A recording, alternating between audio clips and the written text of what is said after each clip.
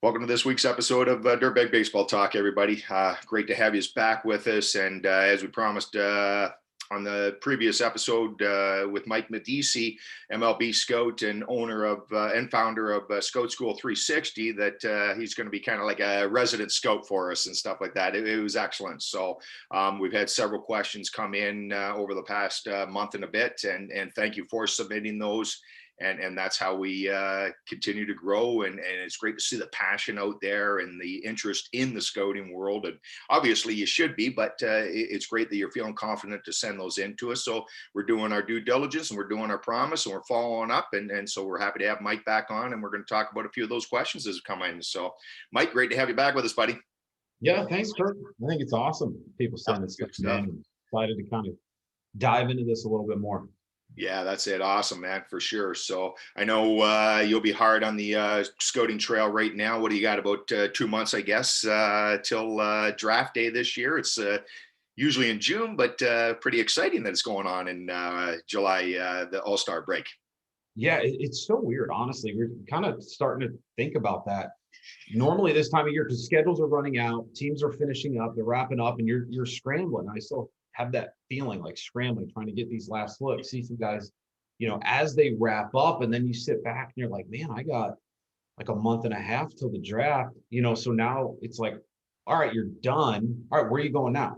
I'll just go wherever, whatever summer league you're playing in, it's and then some of them won't be playing. So yeah, it's interesting trying to navigate something in a situation we've never been in before.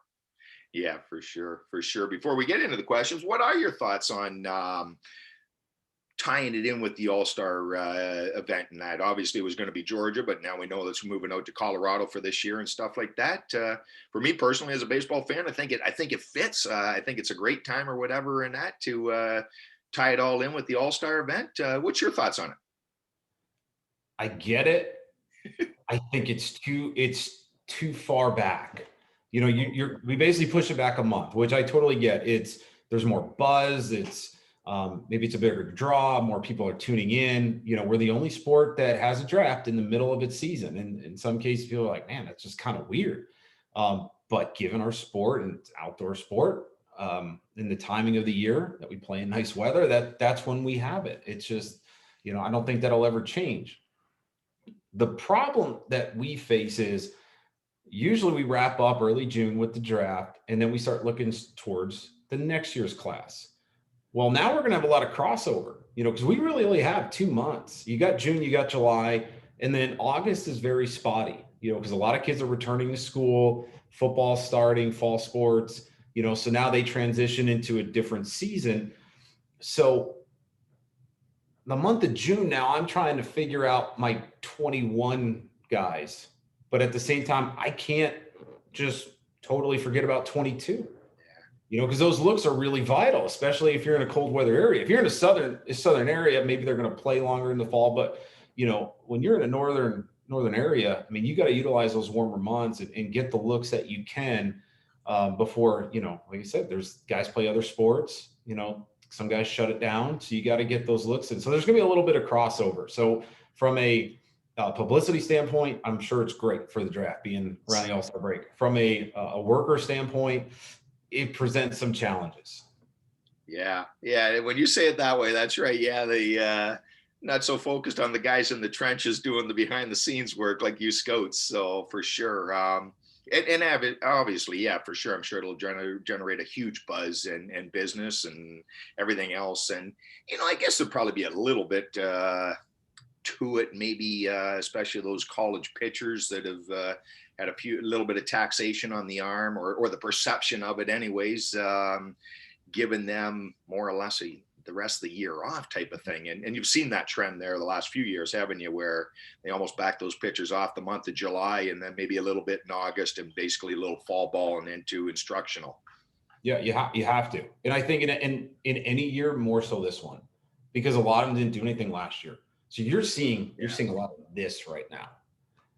These guys aren't used to this workload, and there's a lot of them that they're backing up. Okay, that happens, but unfortunately, you're seeing some injuries. Unfortunately, in baseball, they're always catastrophic. They're never minor. It's always 12, 16 months. Yeah. Yeah, true that. So staying on that point, then let's get right going to it, Mike. In that, in relationship with the draft, one of the most common questions that's come out over the last month for us was, what do you recommend? Two things with MLB getting rid of basically half the farm systems this past off season, and now the draft being the way it is, what recommendations do you have for those seniors or those kids that are in that 22 to 25 year range or whatever, and that didn't get drafted, didn't get signed? Is there leagues that you would recommend for them? What's your recommendation as a scout for them? Yeah, it's tough. I think I'm going to have a lot of those conversations this year, because there's just the amount of players available in this draft. It's greater than I think any in previous years, just because so many have come back. And then you take 20 rounds and you shorten it, and it just creates less and less opportunities. So I feel bad for those guys that, maybe we're that 20 to 40 round type player that all of a sudden, hey, I'm sorry, there's just no room. Right away, I always recommend look into independent baseball. I really think because of this, independent baseball is only going to grow and get better.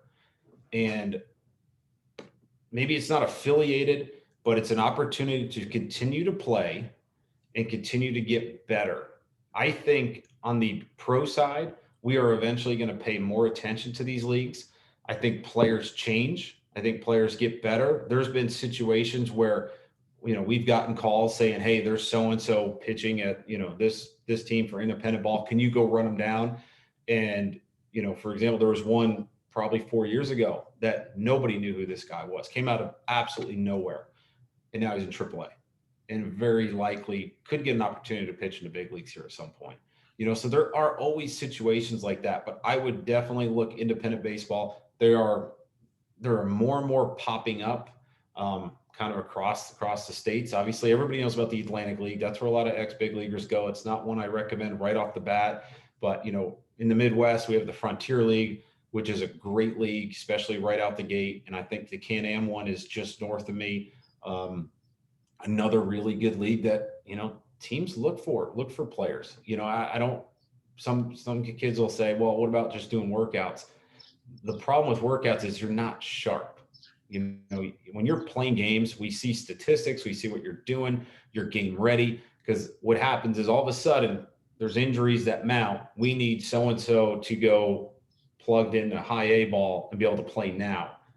So we're looking for someone that's been out there, been playing, it's got a little bit of track record we can go off of, so that would be my recommendation, to look towards, all the different independent leagues. They have tons of tryouts. Create a baseball resume, send it out to the teams, have a short video, anything you can do, send it out to those clubs, because you never know, especially if there's injuries, anything could happen, and stay sharp. And if you get the opportunity to take advantage of it. For sure. So no, that's excellent. Thanks, Mike. Appreciate it. And kind of what he was saying, go back to the world's best friend and worst enemy almost. That good thing called Google, and punch in independent baseball. You'll be able to pull up all the leagues that Mike is talking about, and you know what? You build that network, you build that communication, and doesn't mean you have to stop playing. It's disappointing, yes, short term or whatever and that, but stay after it. If this is the thing that you have in your mind that you love, you're good at, you want to continue doing, do what Mike said, and you know what, look up some independent leagues, and hey, get out there, get a tryout going and see what happens with it, for sure. So going off of that, Mike, here's another one that had been pretty popular and stuff like that. And I was quite surprised about it, actually, in that, and very impressed that it was coming in. And it was just, as a parent, how involved in the draft, the scouting process are we? And I'm not sure if they were wondering, do scouts look at us as well as our sons? What kind of a role do we play? How does that work out? But some thoughts on that.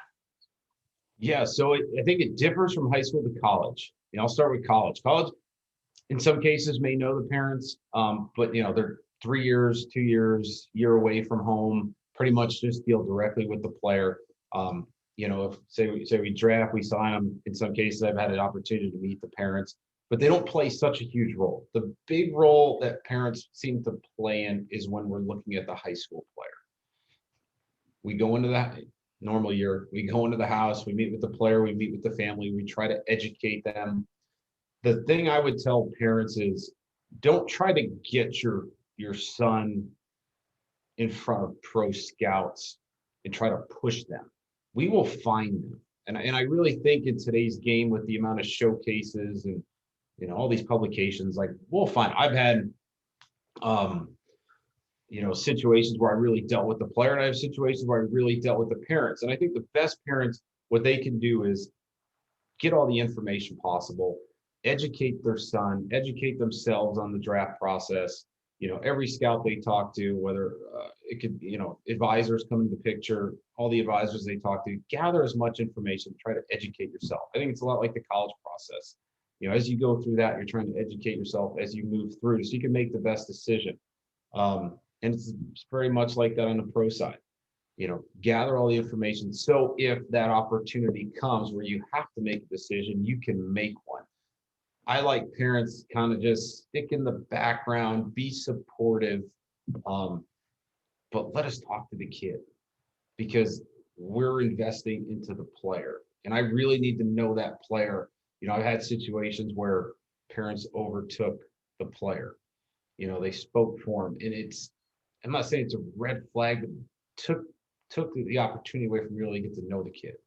And that's really important because that's, you know, when they go out, I need to know that they can go out, they can handle everything. You know, this is something they truly want because you have to want it. If you don't want it, go to college, bypass right now, and, you know, come back out in a few years. You know, but I parents don't overdo it. Really just be a supportive background and, you know, really try to give as much information to your son as he embarks on, you know, which is a pretty cool experience. For sure, no question about it. I guess going off of that, that's kind of in-house, if you will, in their house, a little closer contact with them and that. Is there anything you could give them advice on with at a game or at a practice even and stuff like that? And I think it correlates to what you were saying, Mike, about allowing the player to expose themselves and show themselves and who they are. But I'm sure you've come across over the years or whatever that parent that did totally the opposite of what you're saying, and, you know, maybe give a story of that if you don't mind. I can tell you right off the bat, just because Jared Kelenic made his debut last night, you know, sat across from him in his house, mom, dad, they didn't say 2 words. They just sat there, they listened, they asked good questions when they had opportunities to, one-on-one with Jared, 100% eye contact, 100% conviction, saw the confidence, knew he believed, you know, that he was good. He was going to do everything imaginable, and he told you what he was going to do, and he went out and did it. I mean, there's no better example than that. You know, you knew when you talked to him, this kid was special. And by, you know, and we knew he was a first round talent back then. But by mom and dad just kind of letting him present himself, you know, it gave us a stronger conviction that, all right, I know the player, I'm comfortable with the player, I know what he can do, you know, and he gave all sorts of examples why he was, you know, going to be a great player. Yeah, fantastic. Love those stories, man, for sure. So, and our third question for today is, you know, you kind of touched on a little bit with the world that we live in now, especially at the amateur level for sure. But is it vital that my child is a player on these elite travel teams or going to all these elite PG events? There's other names and stuff like that, PBR and things like that, the big recognized names in that. Is it vital? Am I lost if my child isn't a part of that? Man, that's a tough one because we get that a lot. And I think there's such thing as overkill. At what age do you start doing that? You know, I usually recommend like maybe 15, more so 16, you know, playing travel baseball at 8, 9, 10 years old. Not a huge fan unless there's really no other alternatives in your area. I don't think you have to play for the elite. Like in the 5 states that I cover, I know which ones I need to see because that's where there's always players. They go out and they get the top guys. Now, I have 2 guys in the big leagues. One played for an elite, big name. One played American Legion ball. So, and here, American Legion ball's like non-existent now. I mean, you barely can find it. So I really don't know if you have to. For me, it's more important for them to play. If you go to the elite travel program and you don't see the field, that's a waste of time.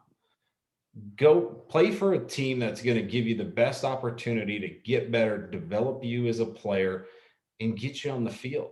We will find you. And it doesn't matter whether it's pro or whether it's college. They will find you. As far as getting exposure, I think some are good. To going to every single one of them, I think that's crazy because it adds up. I'll never forget. There's a guy in the big leagues right now called me going into his senior year and asked me if he needed to go to this event or that event because he goes, man, these are starting to get expensive. I was like, well, you're not even paying for it, but at least you realize how much this costs. And now he's starting second baseman in the big leagues. So, and he didn't go to all those. I finally said to him, you don't need to do all that. We know who you are. Do the ones you had lined up. Don't kill yourself. And it worked out fine. I ended up being a first rounder. But no, you don't have to do every single event, every single showcase.